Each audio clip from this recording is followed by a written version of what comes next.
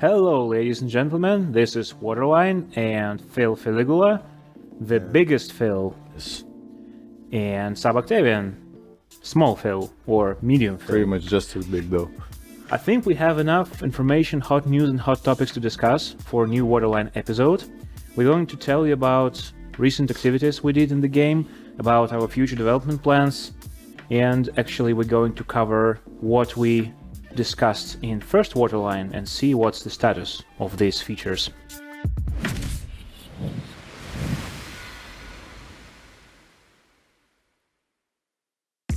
Disclaimer. In Waterline, we discuss plans, and plans tend to change, so don't take it as a full promise. We will discuss intentions, plans, but some changes may be cancelled or altered before they implemented in the game. I guess that we'll start from the hottest and most recent topic, and this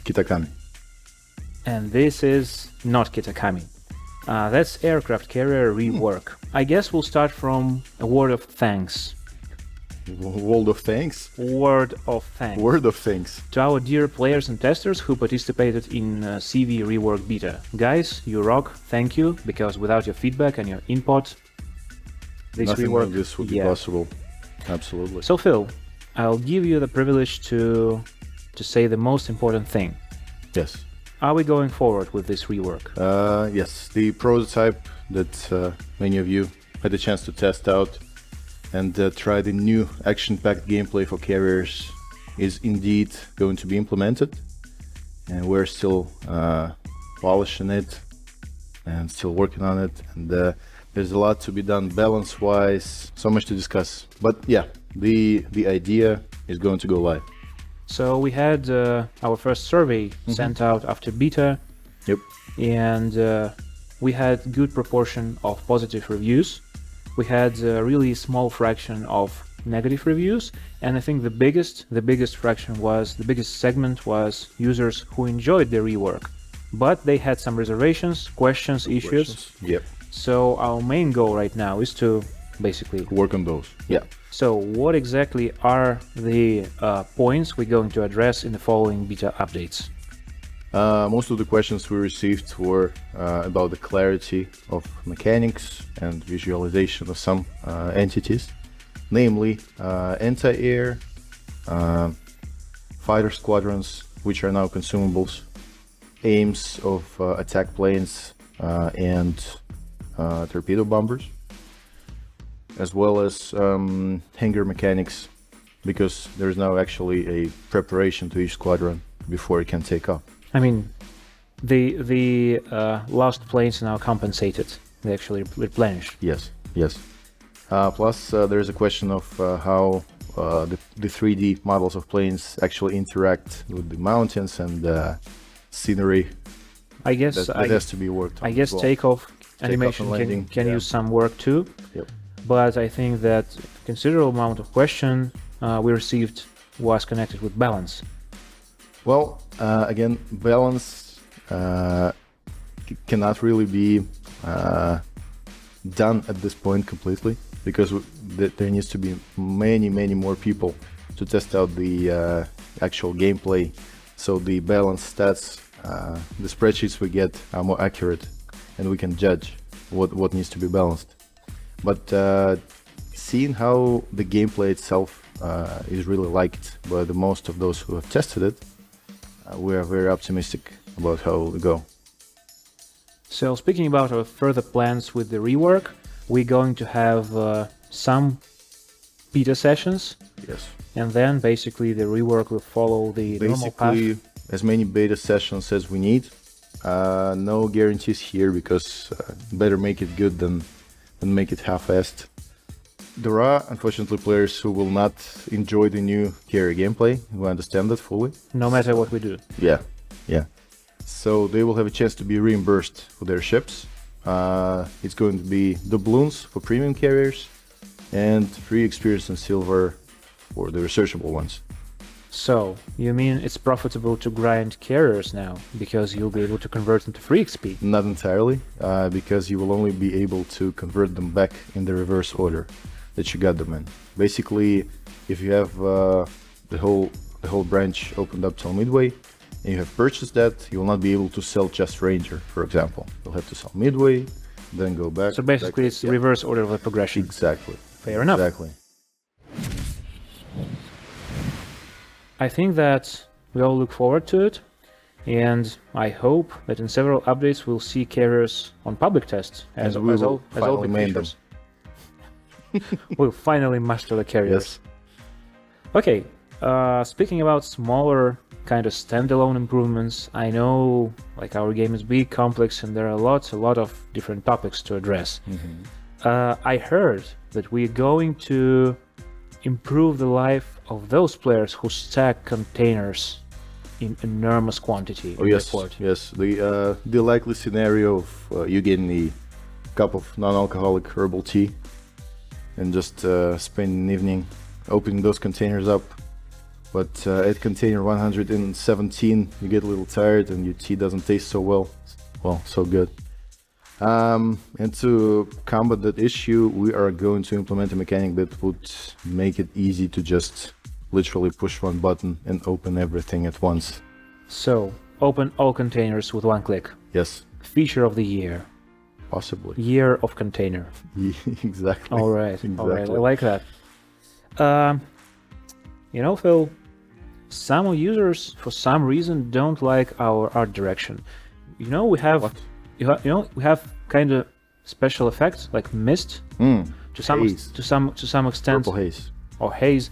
To some extent, it appears on all maps. Yes. Of course, it's just used to smooth the picture a bit and to hide some very distant objects that not as detailed because of level of detail. It's normal practice for any game, but some players just want to have it sharp without any mists and any haze. And there is a mod, quite popular one. There's a mod that completely removes any haze whatsoever. And since it is quite popular and we don't want you, the players, to resort to using mods, we are going to introduce a way to minimize the impact of haze on your visual field. It's probably not going to be 100% removal, but we're going to work on an option. It could be either a dimmer or, well, maybe a switch. We'll figure something out. Yeah, speaking about visual effects, I heard that some players complained about shell tracers visibility, particularly on some maps. Depending on map lighting, it's really difficult to see that you're going to be one-shotted in a couple of seconds. Yeah, in some scenarios, really, it does appear to be more difficult with some sun conditions, I guess, some lens flare and whatnot, to see the tracers and to maneuver away. I wouldn't say it's a big percentage affecting your win rate overall, but still, we want to make it more comfortable for the players, the game as playable as it possibly can be, so that will be addressed as well. Recently, while doing Reddit Q&A, I actually was surprised that one of the top questions was about quick command spam. And how cool they are. Can we have more? I mean, there are some really annoying guys who just spam quick commands all over the face, all over the place, I don't know. And actually, they're not contributing to any meaningful communication. So do we have any plans? No, sometimes they're just overly enthusiastic, I would say. You never know how much coffee someone got at 2 o'clock at night. So, but anyway, yes, it's either going to be some kind of spam filter or a possibility to mute the person right out. So you don't get any commands or any communication from them, so they do not spoil your game and do not affect your focus. And I think that's fair. Speaking of improvements, especially community-driven improvements, I think it's time for me to ask you a hard question about matchmaking. So, right now we have, yes, we've implemented several good changes for matchmaking over the year. Latest one was soft limit on destroyer count. Soft cap on destroyers. Yes. However, I think the biggest problem with matchmaking discussed in community is bad distribution of tiers, especially on high tier battles, when, for example, you end up up-tiered or by 2 tiers, with your rate. Especially playing on tier 8. And like we discussed it a lot with the community already, and we know that our problem is that just the number of tier 10 players increasing. It's We have increasing, yeah, exponentially. And the uncomfortable truth of this is the economics are just too comfortable, too soft at tier 10. Once you're skilled enough and you own a tier 10 ship, and maybe you even shelled out some doubloons for a camo, your servicing is not really that expensive anymore. You can just keep firing on your tier 10 and also all this crazy signal flags and flags combination plus premium time. Exactly. Basically, the issue is that some players combining all these and skillfully playing, they can just farm at tier 10, and basically they turn their tier 10 ships into premium ships economically. Yes. So we have a lot of tier 10 ships in the queue. And the obvious solution would be nerf the economy, but we all know that it would not be very popular. Yes, it would not be very popular. It's like raising the taxes. And we want to help tier 8 matches, but we don't want to hurt tier 10 players. At the same time, when you actually get to tier 10 and you spend considerable amount of time for it, you want to sometimes get in frays with tier 8s. Sure. And have some superiority. I know that there are several possible solutions. We have dedicated tier 10 battle modes like clan and wars and ranked battles. However, we cannot, I guess, pull players out of the random battles, well, all the time to the competitive modes. And again, sometimes you use your tier 10, you just want to relax. Maybe, well, not sink everyone, but just use your tier 10 to its full potential in a random battle. What we can possibly do with it as well, we can still think about other game modes. It will be exclusive to tier 10. It's hard to speak exactly of what those might be, but well, sky's the limit, as well as it fits the schedule. I mean, there shouldn't necessarily be separate game modes, right? Yeah. It could be like tier 12 battle tier with only tier 10 ships. Yes. Because obviously we need to give tier 10 something for playing just with other tier 10s. Fair point. Yes. Game modes could help here. But again, isolating players in random to tier 12 might be problematic eventually, because you do want some variety in your competition. However, there could be some matchmaker tweaks, I would say, that would put, for example, 2 tier 10s, 4 9s, and the rest would be 8s. Yeah, because playing in tier 10 battle while being on tier 8 ship is not that bad by itself if you have proper... Unless you're the only one. Yeah, unless you're the only one tier 8 in the battle. Yeah. So we did several improvements already. The latest one, I think, was the algorithm that actually tries to put you to top tier, so that you are top tier in the battle if you have very bad... It basically tracks your history of matches, and if you are up-tiered several times in a row, you are guaranteed to be the top tier in the next match. But we will not unveil the exact numbers here. Please trust us. Alright, so I heard that there is some other improvement being in progress, and it's connected with how Matchmaker actually gathers ships from battle queue to form a battle. The easiest improvement we can do for now is the way we actually form battles from the teams. It used to be that we started with tiers 10 and then completed the teams by adding 9s and 8s after that.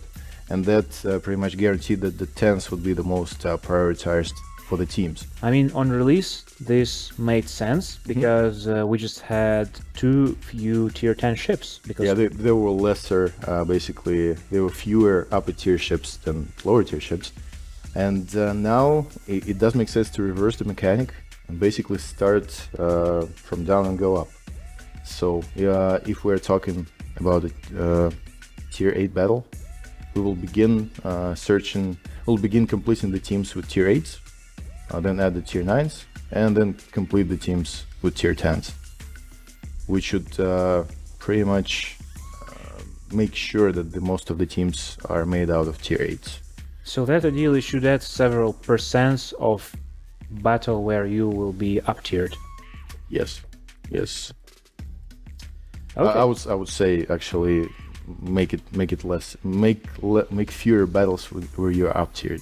So basically, if this feature is properly implemented, it will just result in less cases where you are up tiered. Exactly, right? exactly.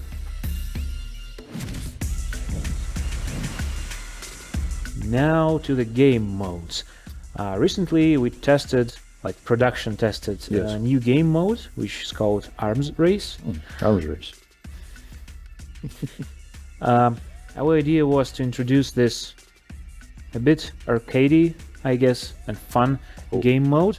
It was only for higher tiers, and it was like a separate mode in mode selector. So, do we have any preliminary results of this testing? Well, I believe we have pretty overwhelmingly positive feedback.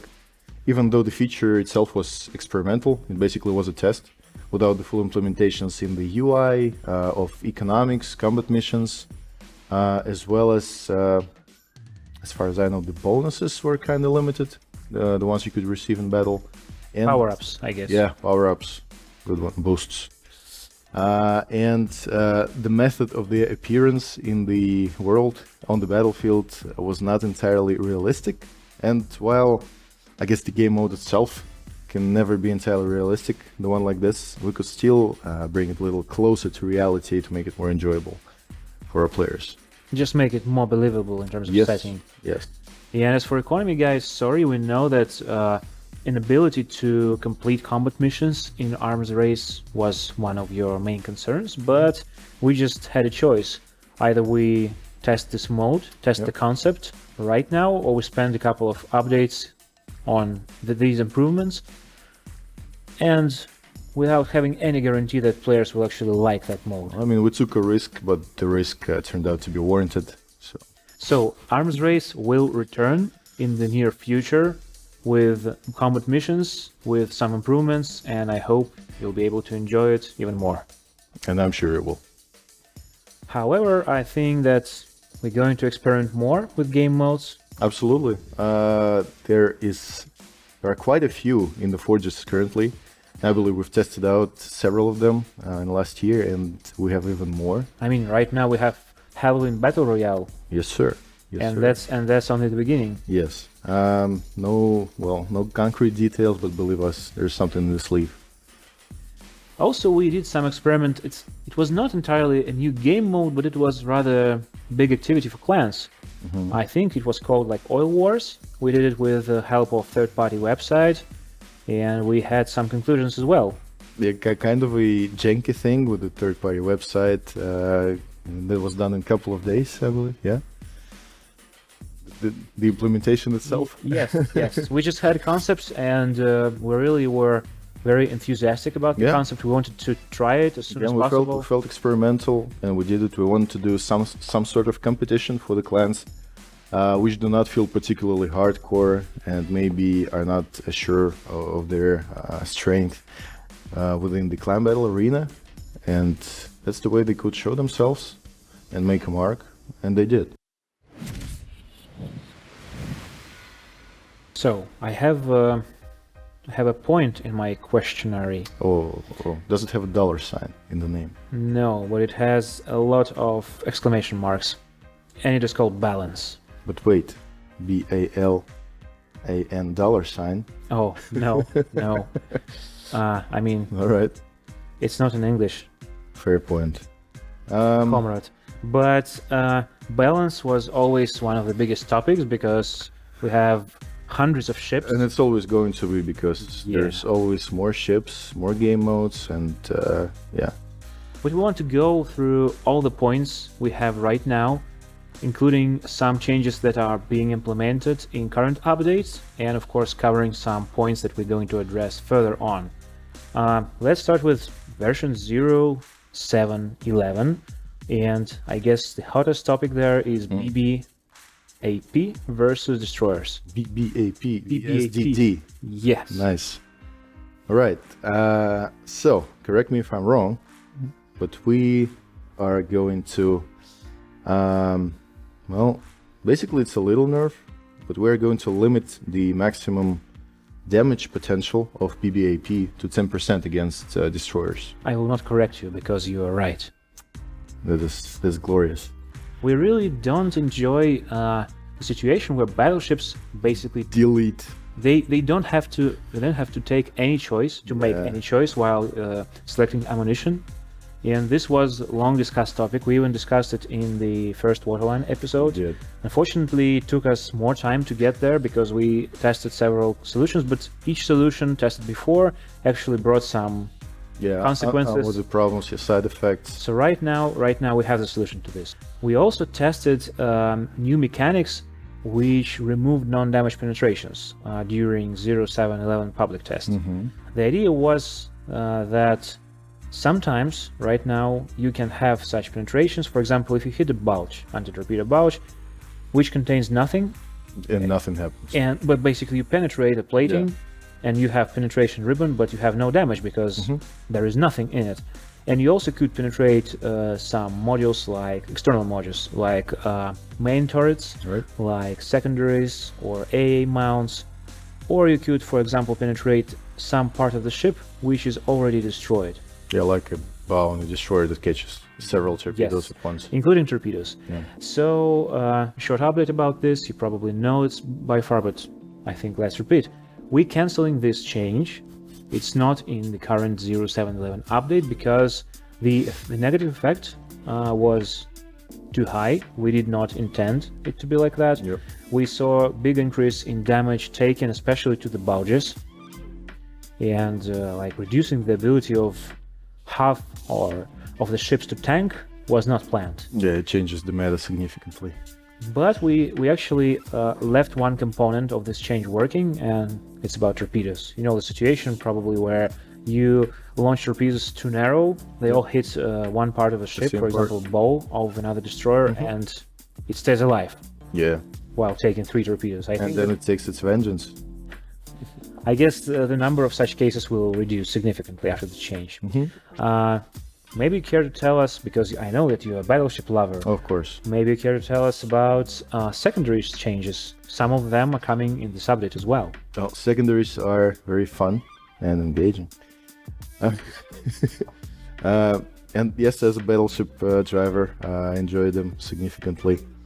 However, there is an issue with AP shells and secondaries. They do not do much, basically. They could do more. They could do a lot, but you have to have very light armored targets. Actually, it's hard to overmatch something. And that's why we're switching to high explosive shells only for this update. And that should improve your overall secondary statistics. However, it will still not make it the primary damage source. We do not want that because we still want player involvement.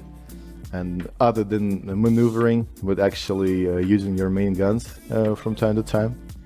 But we feel strongly about this change and how stable, how reliable the damage will be, a bit less random. And basically for you guys who love to spec your ships into secondaries, we'll think about some other ways of improvements for further updates. For example, this manual secondary skill, maybe it could use some love, maybe not, we'll see.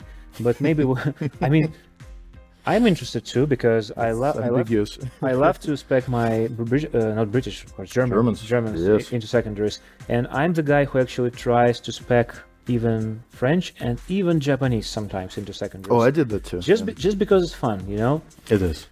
It is. Okay, speaking about detection, I think we have to nerf some battleships as well, or change. I feel completely out of control. If you don't have DCP ready, you die. Something needs to be done about flooding. Everything you speak in Waterline is your responsibility. I see now. If you're a light cruiser, you have higher rate of fire. I'm not a light cruiser, I'm a man.